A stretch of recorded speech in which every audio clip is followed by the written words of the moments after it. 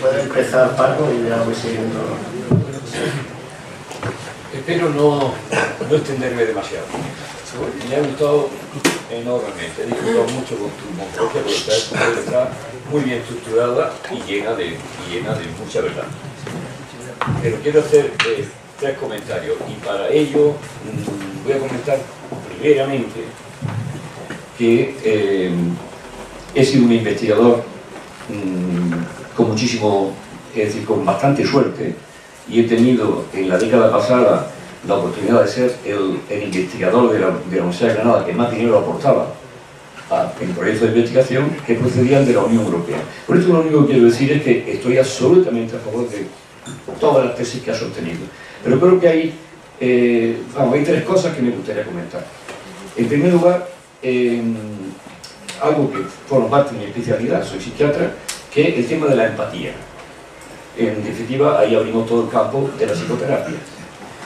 En nuestra especialidad, en este momento, hay una corriente cada vez más poderosa que, como ocurrió hace 50 años, vuelve a plantear la negación de la enfermedad mental. Que la enfermedad mental no existe y que lo que hay que hacer es darle muchos besitos y muchos abrazos a los enfermos. Vamos, lo del psicoanálisis de toda la vida. Bueno, pero enunciado de una manera distinta y con bastante menos fundamento que el psicoanálisis tuvo, por lo menos una construcción, no empírica, pero una construcción de teoría bastante sólida, pero vamos, una teoría sin constatación empírica. La otra cosa es la industria farmacéutica. Has rozado el tema constantemente con los ensayos clínicos, doble ciego, etcétera, etcétera, pero hoy la industria farmacéutica está cada vez más castigada por las redes sociales, y no sin razón, pero muchas veces diciendo muchas mentiras, de que los medicamentos matan, que los medicamentos son muy caros, que los medicamentos es una explotación de no sé qué. Y eso favorece mucho la migración de la gente en busca de fórmulas menos ligada al sistema, menos ligada a lo público, que está también es decir, decayendo, digamos, en la valoración de la población. Y el tercer tema, no sé si ya se me ha olvidado, pues se me ha olvidado. O sea que iré al psiquiatra más próximo que pueda.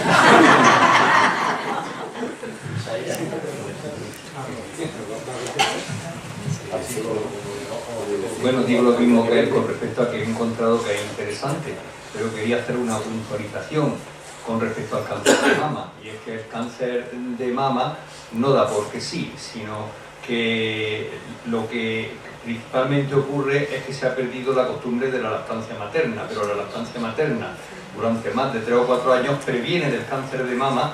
Estadísticamente eso se ha probado, aparte de las diferencias que hay entre países donde dan la lactancia materna y no la dan. Ahora, sí comprendo que lo que hacen ahora para prevenir el cáncer de mama, que es organizar carreras, hacer recolectas y ponerse lacitos rosas, eso no previene el cáncer de mama, pero la lactancia materna sí lo previene. Bueno, a ver, quizás el problema es que no podía extenderme punto por punto en todo. En general, el cáncer, los dos factores más determinantes de la mayoría de cánceres estadísticamente significativos son tomar el sol sin protección y fumar, en general. Si nos vamos punto por punto, hay en cada tipo de cáncer factores que pueden prevenir y factores que no. En el de cáncer de mama, lo de la lactancia materna, este tema lo desconocía. Pero, por ejemplo, sí que sé que la obesidad sí que es un factor de riesgo en el cáncer de mama, porque tener mucho tejido adiposo hace que se aromaticen ácidos grasos y eso es un factor. Pero al final lo que estamos hablando es de factores estadísticos. Y al final es una lotería comprar más números o comprar menos. Porque todo el mundo conoce a alguien que fumaba 4 cajetillas al día y nunca cogió cáncer. Puede pasar. Pero esa persona igual tenía un 95% de tener un cáncer y él fue el 5% restante. Entonces, la idea básica es esto, que el cáncer es un tema de estadísticas. Hay un factor genético que si lo tienes, puedes dar de mamá 10 años al niño que te va a dar cáncer de mama. Sí, los genes BRCA, el 2A y el 2B, que hay un test genético que también hay mucho lío con esto, porque está patentado.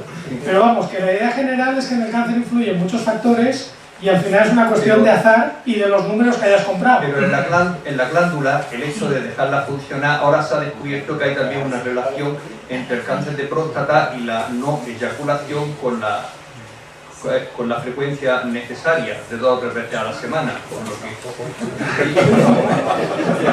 Eso es bueno saberlo. Eso es bueno tenerlo en cuenta. Ahí habían pedido la palabra. Por ahí. Yo quería preguntar, porque he visto aquí lo de los transgénicos. En primer lugar, me ha encantado la conferencia. Enhorabuena y muchas gracias. Gracias. Es que he visto ahí transgénicos sin miedo. Los transgénicos últimamente tienen bastante mala prensa, ¿no? Y se hay que escuchar pues, comentarios en revistas de divulgación, bueno, de Greenpeace, en fin.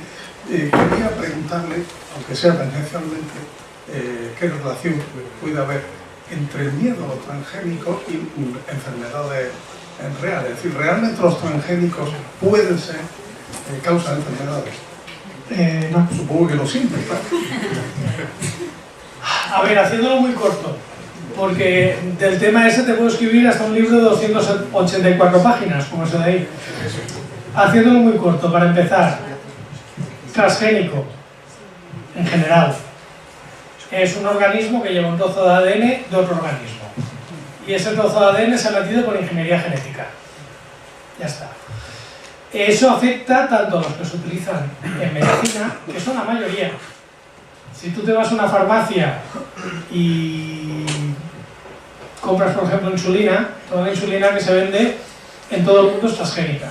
Hormona de crecimiento, la mayoría de fármacos hormonales, incluso los antibióticos, etcétera, etcétera. Eso influye también en la ropa de algodón. Los que tengáis ropa de algodón, mirad la etiqueta si pone Made in India, Made in Bangladesh, Made in Pakistán. Son los principales productores de algodón transgénico.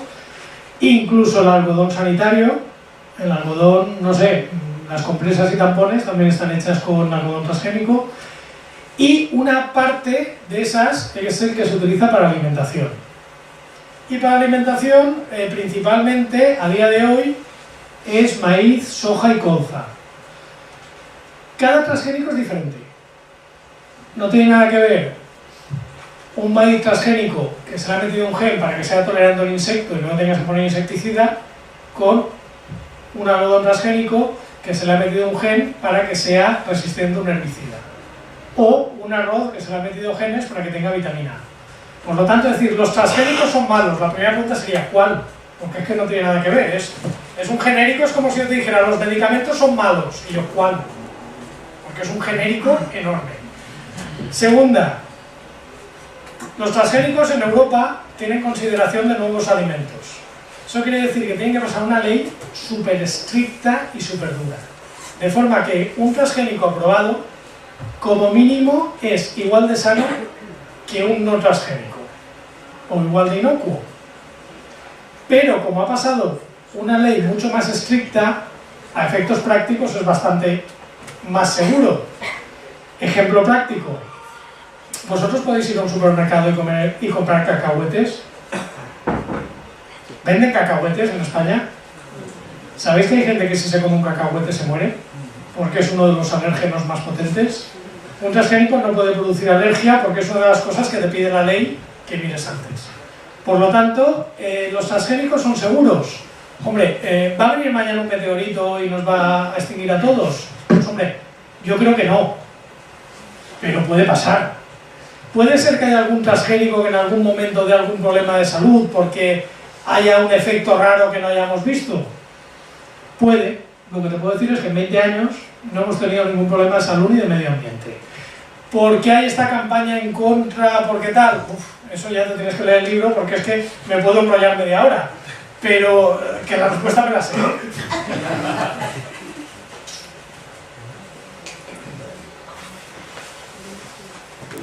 pregunta. Mira, ¿qué hago yo con mis infusiones? A ver, ¿a ti te gusta? ¿Tú te relajas cuando te tomas una infusión? Pues sigue tomándolas. Si es que en principio, salvo que sea alguna cosa rara o alguna cosa que tenga algún efecto, manzanilla, menta, poleo, té, tal, sin problemas. Disfrútalas y ya está, pero cuando tengas algún problema de salud, ve al médico, no hay más. Por aquí creo que tiene una pregunta. Sí, la cuestión de la vacuna es una decir que ya bastante gente puede tener bastante pillada. Sin embargo, ¿cuál es tu visión o cuál es la información actual, la mejor información sobre la vacuna del virus del papiloma humano? A ver, partiendo de la base que no soy médico y que no soy experto en vacunas, sí que te puedo decir lo que he leído. A ver, yo soy padre, mi hija tiene 14 años y se ha vacunado. Yo pienso que es una vacuna segura y ya que está en el calendario de vacunación y ya que la cubre la Seguridad Social, que se la ha puesto, no dio ningún problema. Ahora, también te digo, si yo fuera ministra de Sanidad, que no lo soy, igual me lo pensaba y la quitaba. No porque sea segura, no porque no sea peligrosa, sino porque un ministro tiene que tener en cuenta más factores. Y aquí hay un factor que da que pensar. Es lo que cuesta esa vacuna y el nivel de protección que da. Entonces, es una vacuna que es muy cara. Quiero recordar que vale tanto como todo el resto de vacunas juntas y que da protección de todos los tipos de virus del papiloma humano que hay, da protección contra un rango muy estrecho, contra un determinado virus que además no parece, creo que no es ni siquiera el mayoritario. A partir de ahí, el problema es que el debate se ha planteado fatal, porque se pueden hacer críticas puntuales y legítimas, como la que te estoy haciendo yo ahora, que quizás no sería la mejor vacuna para incluir en un calendario, y puede venir un médico y desmontarme esto que acabo de decir, y posiblemente tenga sus argumentos y sean ciertos. Yo te estoy hablando de lo que he leído, y lo que me da que pensar. Pero ya te digo yo que como padre se lo he puesto a mi hija, y ningún problema. A partir de ahí ya se ha empezado a decir que es tóxica, que es peligrosa, que están jugando con nuestra salud, que las niñas se quedan paralíticas. Bueno, tonterías, todas.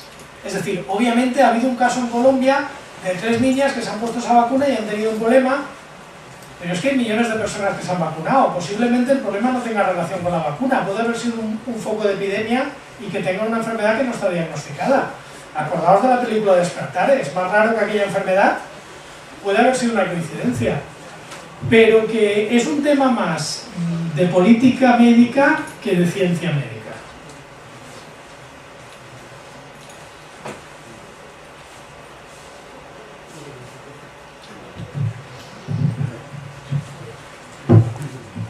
Buenas tardes. Yo quería preguntarle qué opina del Reiki cuando hay en algunos hospitales que dan como válido esto. A ver, en los hospitales dan como válido esto y también tienen capillas. A ver si nos entendemos aquí. El Reiki, a ver, mi cuerpo me pide que te haga una contestación muy corta, no sería políticamente correcta. Entonces voy a hacerte la larga. Mira, el Reiki es una cosa que se inventa un monje budista en Japón a principios del siglo XX, finales del XIX, principios del XX, porque se va a ir a orar a la montaña y tiene una visión y tal. Luego esas enseñanzas llegan a Estados Unidos, a una señora de origen japonés, pero que era americana, y para empezar el Reiki que nos llega a Occidente es el que viene de la señora esta, o sea que de japonés y de oriental ya prácticamente no tiene nada, es una cosa inventada en Hawái. Se basa en... Y luego hay una versión occidental que es el toque terapéutico que está dentro de la ciencia cristiana. Se basa en que hay unas energías y que mediante unos toques las puedes reordenar. Hubo un experimento para ver si el Reiki funcionaba, que era, si se supone que hay una energía y el terapeuta de Reiki directamente la puede canalizar, pues directamente lo que hacían era, ponían 2 biombos aquí y te ponían la mano aquí, hacían así o así. Y el del Reiki tenía que detectar la energía y ver qué mano había en la mesa. Bueno, este experimento lo diseñó una niña de 9 años para una feria científica en su colegio. Llamó a todos los terapeutas de Reiki del pueblo, bueno, de toque terapéutico. El resultado fue que nada, que si tiras la moneda al azar aciertas más que con el toque terapéutico. Es decir, no tiene ninguna base científica. Hace poco, que fue el Día Internacional del Cáncer de Mama, estuve hablando en una colaboración de radio que tengo en Valencia con un oncólogo, y que me dijo que sí, que en su hospital también hay un grupo de Reiki y tal, y que vienen y lo que hacen es, cuando cuelgan los goteros de la quimioterapia, se pueden hacer Reiki a la bolsa con la quimioterapia. Si tú te crees que eso funciona, vale, yo te digo positivamente que no tiene ninguna base científica. Que sí que es verdad que hay colegios colegios de enfermeras, sobre todo, que lo implementan y tal. Bueno, ya, perfecto, pero no son creencias. De hecho, es un poco raro porque, según el Reiki, según la doctrina del Reiki, el cáncer no existe, es un desequilibrio emocional, o sea que es que no hay por dónde cogerlo. Gracias. Toca. Te tocaba a ti luego a Juan Antonio. No pelearse. Pues te da el micrófono. No, pero yo decía que no necesitaba un micrófono porque además era muy corto. Una parte, vamos, yo la pregunta era, el por qué no habías incluido dentro de tu exposición esas pseudoterapias energéticas tipo Reiki y algunas otras también que no son... más largo. Vale. Bueno, pues eso era una pregunta, digo, porque se le han olvidado otra serie. No, era por si tenía alguna lógica, digamos, de unas pseudoterapias que fuesen, digamos, a administrar alguna cosa, y te habías dejado de lado pues este otro tipo de terapia más esotérica, por así decir, ¿no? Las más populares, pues ya os digo, ya os he dicho al principio que hay muchas más y que esto cambia rápido.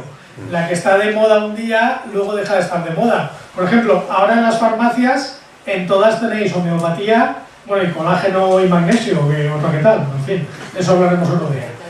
En todas las farmacias ahora tenéis homeopatía. ¿Os acordáis lo que había hace 20 años, que no había homeopatía ninguna? ¿Os acordáis de las famosas pulseras magnéticas? Raima, que te vendían la pulsera, el cargador, el agua magnetizada y tal. Es que aquí también hay modas. La pulsera magnética ha pasado de moda y ahora está la homeopatía. Cuando la homeopatía pase de moda tendremos otra cosa, que no sé lo que será, pero vendrá otra cosa seguro. Sí. Bueno, la pregunta era porque, bajo mi punto de vista, este tipo de pseudoterapia me parece que pueden ser hasta más peligrosas que, por lo menos, claro, desde el punto de vista laicista, quizás más todavía, que las otras pseudoterapias tipo homeopatía y todo este tipo de cosas. Bueno, o igual, para no poner grado, prácticamente igual. Cualquiera que haga que te dejes un tratamiento efectivo y la utilices es peligrosa. Y te digo, en Italia hace poco se murió un niño por tratar de curarse una otitis con homeopatía y al final se murió de la otitis. Y aquí también se murió en Olot, sí. Un niño tenía otitis. Exacto. Otro caso. Entonces las pseudoterapias realmente son peligrosas. Dicen, no es azúcar, no hace nada, ya, pero si te dejas el tratamiento... Y eso te puede pasar con cualquiera, te puede pasar hasta con la estampita de San Blas. O sea que... Sí. Y la culminación de mi pregunta era de que ante esa situación de fraude que suponen este tipo de intervenciones y este tipo de prácticas, ¿cómo es posible que en algunos países, o incluso el ejemplo que acaba de poner la compañera o tú mismo acabas de decir y de comentar, de que hay incluso desde los colegios de enfermería pues digamos que se le concede un valor al Reiki o a otro tipo de falsas terapias, o incluso a la propia venta de productos homeopáticos en las farmacias, que le da un aire, digamos, de cientificidad al tema? Si esto realmente es admisible o no es admisible, ¿qué opinión tiene al respecto? A ver, desde mi punto de vista no es admisible, pero volvemos al tema del laicismo. ¿Cómo puede ser que la Constitución española hable de la Iglesia Católica? ¿Qué habla? Pues aquí es lo mismo. ¿Cómo puede ser que creencias se metan en leyes, se metan en... Mira, ahora mismo, por ejemplo, si tú te coges el reglamento de producción de agricultura ecológica, que es un reglamento europeo, tiene un apartado que te dice que de preferencia se utilizarán remedios homeopáticos. Dice, ¿cómo puede ser que un reglamento europeo de agricultura te diga eso? Pues mira, te lo dice. ¿Qué quieres que te diga? ¿Me parece bien? No, no me parece nada bien. Pero ahí está, son decisiones políticas, no decisiones científicas. Y hay un montón de leyes más que te nombran la homeopatía, que te nombran tal, y hay países donde el sistema público cubre la homeopatía, cada vez menos, y muchos lo están quitando, todo hay que decirlo. En fin, es que queda mucho por hacer. Sí, bueno, creo que tenemos un problema. Porque todas estas estafas de las que está hablando, el aval que tiene, ya está mencionando lo de las farmacias, que parece que son oficinas de estafa, y uno se pregunta en qué formación reciben los farmacéuticos. Formación, podríamos decir, intelectual y moral, porque son ignorantes o parece que abundan los sinvergüenzas, aunque sea duro decirlo así.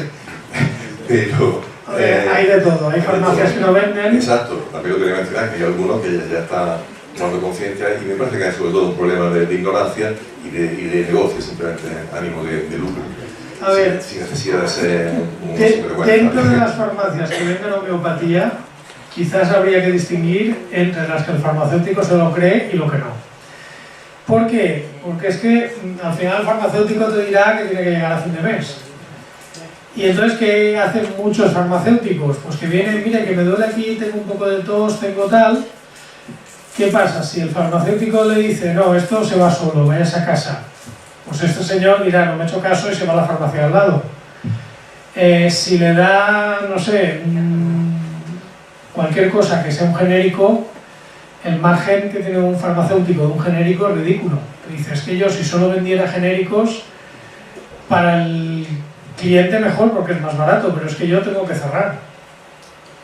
En cambio, una homeopatía tiene un margen de beneficios del 40%, porque van mitad y mitad, allí no hay costo de investigación, de desarrollo del producto y tal. Y como no está dentro del sistema público, tampoco es un precio fijo tal. Y entonces dirá, mira, sí, ya, pero yo tengo que llegar a fin de mes. Y si no se lo vendo yo, se lo va a vender el de enfrente. Ahí entra que una farmacia no es un bar, que una farmacia es una concesión administrativa. Tú no puedes abrir una farmacia donde quieras, y un bar sí. El debate es complejo, ¿eh? Pero creo que hay un grado bastante alto de ignorancia, y ahí tiene, ya que estamos en sede universitaria, ahí tiene una gran responsabilidad la Universidad Española. Creo que no forma bien a los farmacéuticos, aparentemente, porque ahora mismo en la Universidad de Granada están ofrecidas, no sé si incluso se estarán dando ahora mismo, en estos instantes, no, estos días, cursos, lo llaman los talleres, en un sitio muy bonito, la Casa de Porra, donde ponen como hábitos saludables un montón de este tipo, donde te hablan de energía, del chi, los meridianos, por lo que transcurre en esa energía que nadie puede detectar. Y por ejemplo, ya te lo voy a proponer también para que contestes a esto, por si hay alguien que quede en este tipo de historias. Uno de esos talleres sobre reflexología polar. Eso viene con el aval de la Universidad de Granada. Sí, reflexología polar. Te tocan los pies. Sí, te tocan los pies, se supone que los pies hay una especie de mapa del cuerpo. Bien, pues eso se vende, digamos, con el aval aparente de la Universidad, bueno, aparente, ahí está, de la Universidad de Granada. Entonces me parece un grave problema que las universidades le den ese respaldo, igual que ha pasado con la de Zaragoza, con la homeopatía durante muchos años, que le den ese respaldo a estas estafas. O sea, la universidad se está comportando como cómplice de estafadores. Entonces, me gustaría que hablar de este caso concreto de la reflexología moral, y qué te parece el papel que debe cumplir la universidad en defensa, debería ser, frente a estos estafadores. Ese es un caso, hay muchos más, y hay más universidades, no solamente la de Granada. Ahí se juntan dos cosas. Primera, que haya gente dentro de la universidad que se lo crea y que consiga hacer tal, o directamente que la universidad tenga caja, como pasaba con las famosas carreras de homeopatía. Se juntan las dos cosas. Y en el caso concreto de la reflexología podal, hombre, que te tocan los pies da gustito. Esa tiene esa ventaja respecto a otras. que te tocan los pies. Ahora, si tú te piensas que porque te han tocado los pies se te va a curar una hernia, vas a tener mejor digestión o se te va a curar algo, pues no. Ahora te vas a quedar muy relajado si te lo hacen bien, ¿qué quieres que te diga? Entonces, pero no tiene más historia, es decir, los pies no son un mapa del cuerpo, los pies sirven para andar.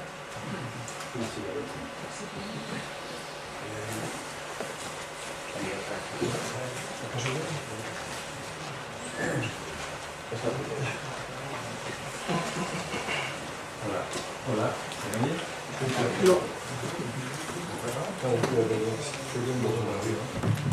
¿Ahora? Sí. Hola, bueno, pues José Miguel, muchas gracias por la charla, que era muy entretenida. Además, yo recibo una noticia muy agradable, que es sobre que la menopausia parece que va en retroceso, pues me alegro. No me alegro tanto por la razón por la que va en retroceso, que parece ser que es más bien por una actividad de la industria, a determinada empresa o lo que sea. Y casualmente hoy yo he leído en un periódico que hay 4 empresas en Estados Unidos que han sido multadas hoy por la agencia del medicamento allí. Llevan tiempo recibiendo multas por el tema que os he dicho de publicidad engañosa. Básicamente, tú vas a una farmacia y dices que te duele la garganta, te dan algo que tiene un prospecto que pone recomendado para dolores de garganta y tú dices, oiga, ¿dónde se ha demostrado que esto calma un dolor de garganta? Pues hombre, eso como mínimo es una estafa al consumidor.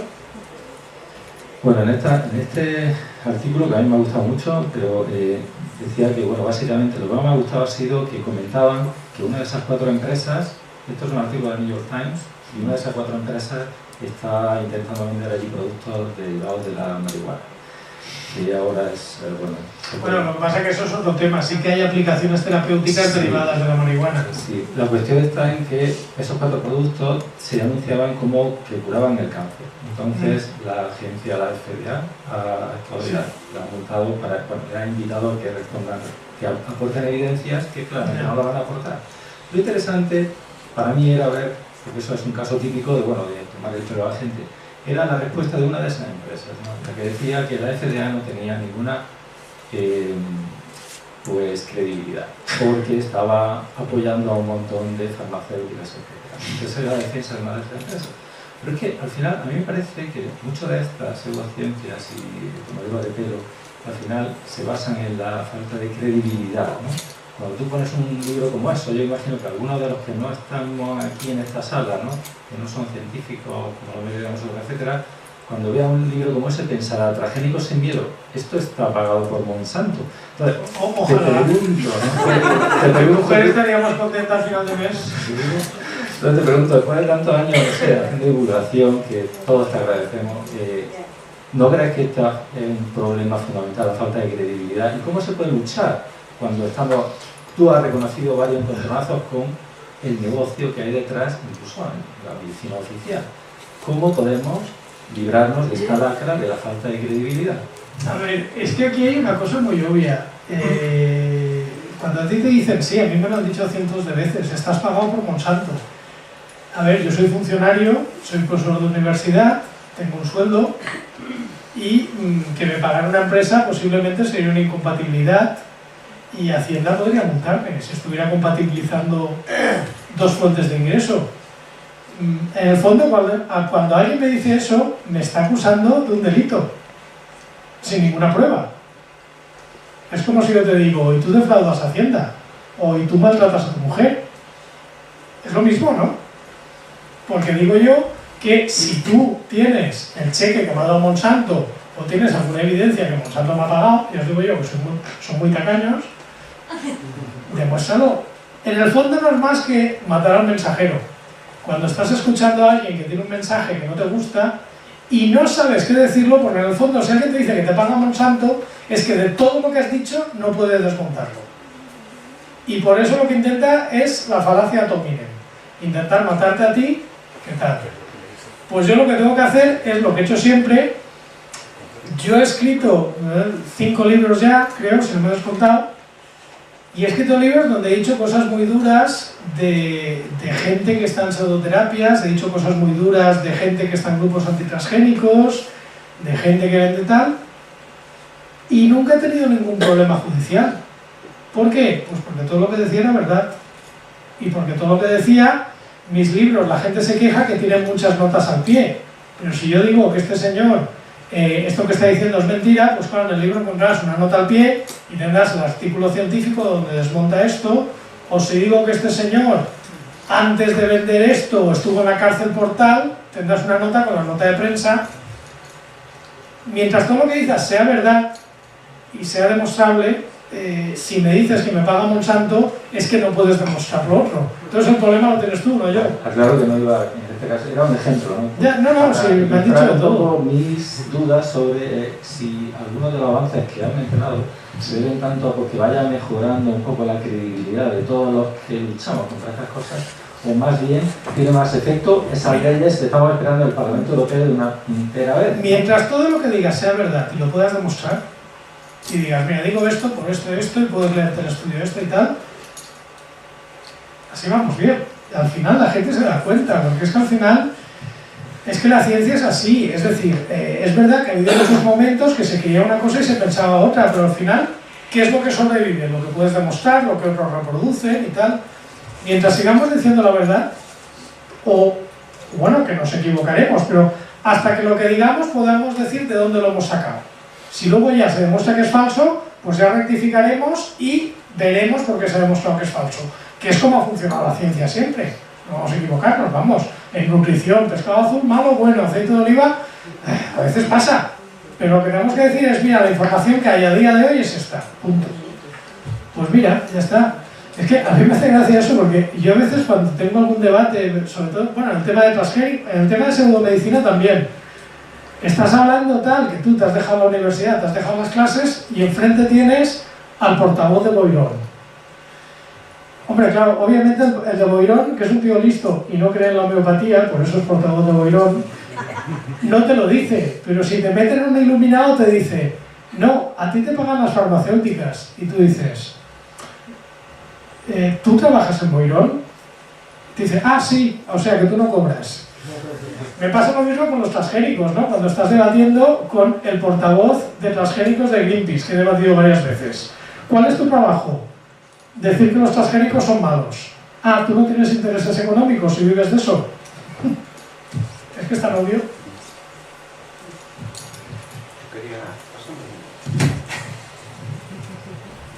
Al hilo de lo que ha comentado la última persona, sí que venía yo pensando esta tarde y anteriormente que la comunidad científica, excepto excepciones como la tuya, Juan Antonio, nos pasaron el tema del laicismo también, que es increíble cómo dentro de la comunidad científica se van aceptando o aunque no se acepte no hay una respuesta.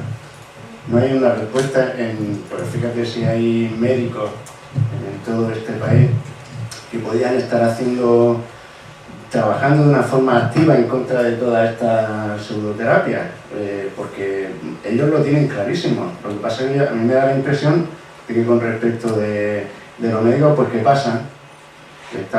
Tienen las consultas baratadas de gente con poco tiempo va a atender y le llegan con la... Pues a mí me funciona esto, y le da igual, es decir, bueno, él hace su trabajo y le da igual, pero yo creo que se tendrían que implicar por bien de todos, no por bien solamente de ellos, pero por bien de los pacientes y por el bien de la ciencia y del avance en todos estos temas. Nos pasa con el laicismo también, porque aquí también se está...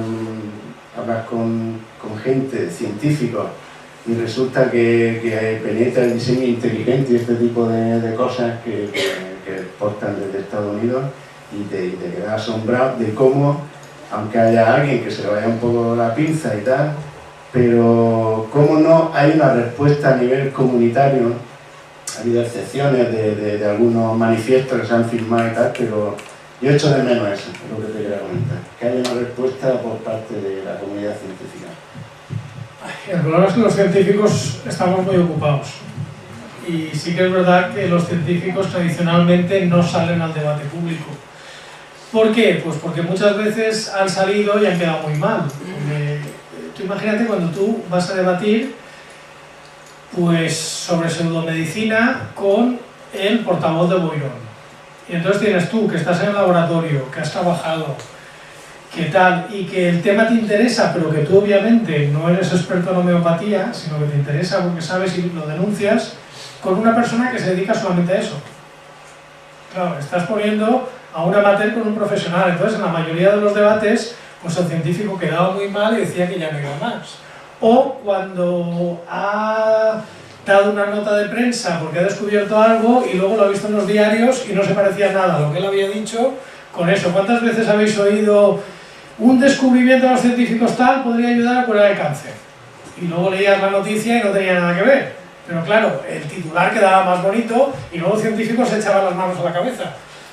Claro, eso a mucha gente le quema. Y luego aparte que tienes que estar investigando, tienes que estar pidiendo financiación, etcétera, etcétera, y esto supone un sacrificio. Claro, son muchos factores.